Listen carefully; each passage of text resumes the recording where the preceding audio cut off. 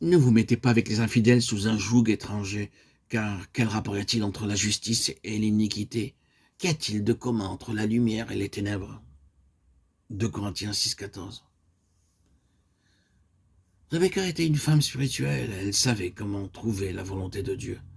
Ceci montre que Dieu avait donné à Eliezer, le serviteur d'Abraham, la sagesse divine pour choisir correctement. Frères et sœurs en Christ, chers amis, auditeurs, auditrices, si vous désirez trouver un partenaire pour votre fille, votre fils ou vous-même, réclamez donc la sagesse, réclamez l'aide et la grâce divine. Priez, demandez à Dieu. Éprouvez toutes choses pour vous assurer de la volonté de Dieu. Ne soyez pas gouverné par vos sentiments, vos émotions, votre sagesse ou votre jugement. Dans Genèse 24:23, nous lisons qu'Israc sortit dans les champs pour méditer et prier, tandis qu'Eliezer recherchait une épouse. Israc priait à ce sujet dans les champs. Il dut prier ainsi: Ô Seigneur, guide Eliezer, le serviteur d'Abraham, afin qu'il fasse le bon choix pour moi. Abraham pria aussi, Eliezer pria, et Isaac pria. Et c'est ainsi, dans cette communion d'esprit, dans la prière, qu'ils trouvèrent la volonté de Dieu. Que ceci devienne votre expérience. Ne commettez aucune erreur en cela, car la question du choix d'un partenaire est très grande et très importante. Beaucoup de parents ainsi que de jeunes gens commettent des erreurs en cela. Ils en souffrent. Mais il est trop tard. Regardez autour de vous tous les foyers malheureux et soyez donc sur vos gardes.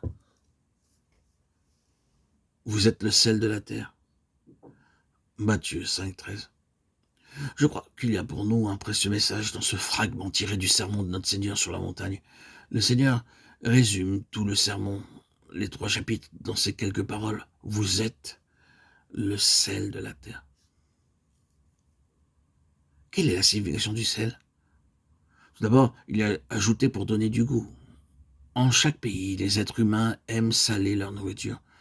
Un plat peut être très bien cuisiné, mais s'il n'est pas salé, personne n'apprécie son goût. L'intention du Seigneur est de s'assembler un peuple qui, comme le sel, peut apporter la santé et la jouissance au monde entier. Le sel représente aussi la fidélité.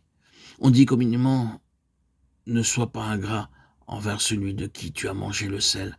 Ainsi, le sel, dans le langage populaire, représente la loyauté et la fidélité. Le sel est aussi utilisé pour conserver les choses. Généralement, le beurre se gâte s'il est gardé trop longtemps. Mais si vous ajoutez un peu de sel, il se conserve longtemps. Le sel est aussi utilisé pour les conserves. Le poisson, le bœuf et le mouton sont aussi conservés grâce au sel. Ainsi, le sel représente quelque chose qui préserve les choses longtemps.